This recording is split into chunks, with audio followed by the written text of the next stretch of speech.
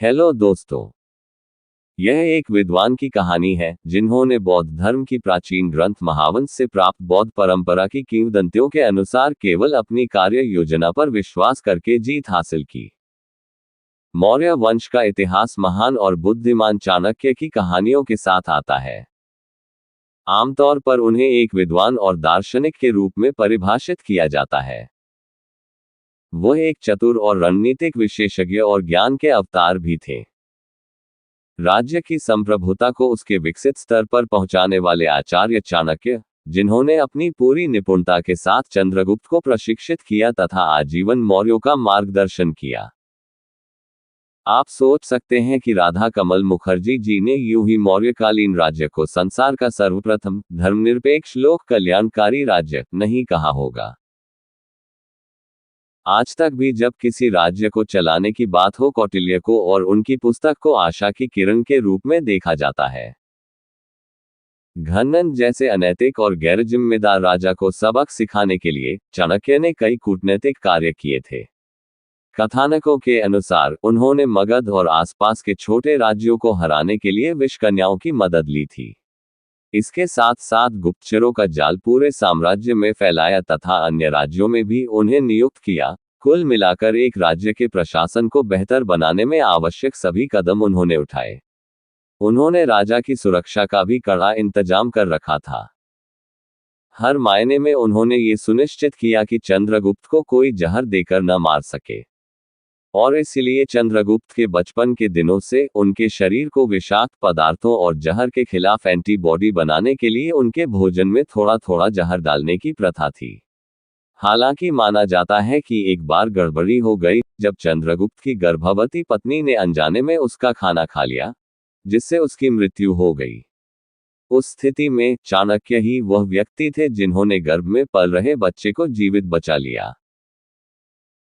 यहां तक माना जाता है कि विष की एक बिंदु से जल जाने के कारण उस बालक का नाम बिंदुसार भी रखा गया। विष्णु पुराण, भागवत आदि पुराणों तथा कथासरितसागर आदि संस्कृत ग्रंथों में तो चाणक्य का नाम आया ही है। बौद्ध ग्रंथों में भी इनकी कथा बराबर मिलती है। बुद्धघोष की बनाई हुई विनयपिटक की टीका तथा महानाम स्थविर रचित महावंश की टीका में चाणक्य का वृतांत दिया हुआ है, जिसकी चर्चा हमने पहले भी की थी। चाणक्य रावलपिंडी के पास स्थित एक नगर तक्षशिला के निवासी थे। इनके जीवन की घटनाओं का विशेष संबंध मौर्य चंद्रगुप्त की राज्य प्राप्ति से है। ये उस समय के एक प्रसिद्ध विद्वान थे, इसमें कोई संदेह नहीं। कहते हैं कि चाणक्य राजसी ठाट बाट से दूर एक छोटी सी कुटिया में रहते थे। चाणक्य के नाम पर डॉक्टर चंद्र प्रकाश द्विवेदी द्वारा लिखित और निर्देशित 47 भागों वाला एक धारावाहिक भी बना था, जिसे मूल रूप से 8 सितंबर 1991 से 9 अगस्त 1992 तक डीडी नेशनल पर प्रसारित किया गया था। थर्ड पर्सन की शैली में लिखा इनका ग्रंथ अर्थशास्त्र राजनीति शास्त्र का पूरक ग्रंथ है। इसमें राजनीति, अर्थशास्त्र, सामाजिक संगठन, राज्य के कार्यों और सैन्य रणनीति पर एक ग्रंथ था। चंद्रगुप्त को दी गई इस पुस्तिका के लेखक विष्णुगुप्त अर्थात चाणक्य थे। यह शासन कला के लिए एक संपूर्ण मार्गदर्शिका थी, जिसे उनके पुत्र बिंदुसार और पोते अशोक महान को दिया गया था। अर्थ का तात्पर्य सामाजिक स्थिति के साथ साथ सांसारिक वस्तुओं, व्यक्तिगत सफलता और स्थिरता की खोज से है। आचार्य चाणक्य या विष्णुगुप्त भारतीय सीमा पर हो रही यूनानी हलचल को रोकने के लिए घमंड में डूबे नंद को आगाह करने की कोशिश में उसके अपमान का शिकार हुए। लेकिन विद्वान बड़े कार्यों के लिए ही पैदा होते हैं। सही ही कहा गया है कि चाणक्य ने एक अजापालक अर्थात बकरी पालने वाले को प्रजापालक बनाकर दिखाया। अपनी कूटनीति से धनानंद को परास्त करने में सफलता के साथ ही अखंड भारत की प्राप्ति की आकांक्षा भी चाणक्य ने पूरी की।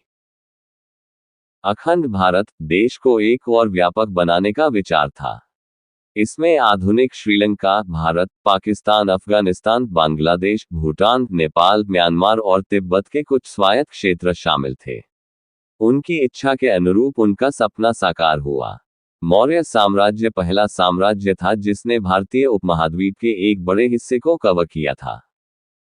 50 वर्ष की आयु में चंद्रगुप्त ने जैन संत भद्रबाहु को अपना गुरु बनाया। उन्होंने 298 ईसा पूर्व में अपने बेटे को शासक के रूप में ताज पहनाया और दक्षिण की ओर श्रवणबेलगोला की एक गुफा तक चले गए जो अब वर्तमान कर्नाटक में है। बिना किसी दुख की अनुभूति के मृत्यु धारण करने की प्रक्रिया को समलेखना कहते हैं। इसका पालन करने वाला व्यक्ति पुनर्तः अन्न जल त्याग देता है। एक महान गुरु का शिष्य एक विजयी व्यक्ति और मौर्य वंश के संस्थापक भारत के सबसे महान सम्राट चंद्रगुप्त मौर्य ने समलेखना विधि के जरिए अपने प्राण त्यागे थे। चंद्रगुप्त ने मृत्यु तक निरंतर उपवास की साधना की। इस प्रकार चाणक्य और चंद्रगुप्त के साहसिक कार्य सदा के लिए अमर हो गए। चाणक्य की मृत्यु को लेकर 2 कहानियां संदर्भ में आती है, लेकिन दोनों में से कौन सी सच है इसका अभी कोई सार नहीं निकला है। आशा है आज की वीडियो से आप सभी को काफी कुछ जानने को मिला होगा। अगर कोई अन्य बात शेष रह गई हो तो कमेंट करके जरूर बताएं। ऐसे ही और इंटरेस्टिंग टॉपिक्स की जानकारी के लिए चैनल को सब्सक्राइब करें और वीडियो को दोस्तों में शेयर करें। You all are great. आज के लिए इतना ही, बहुत बहुत धन्यवाद।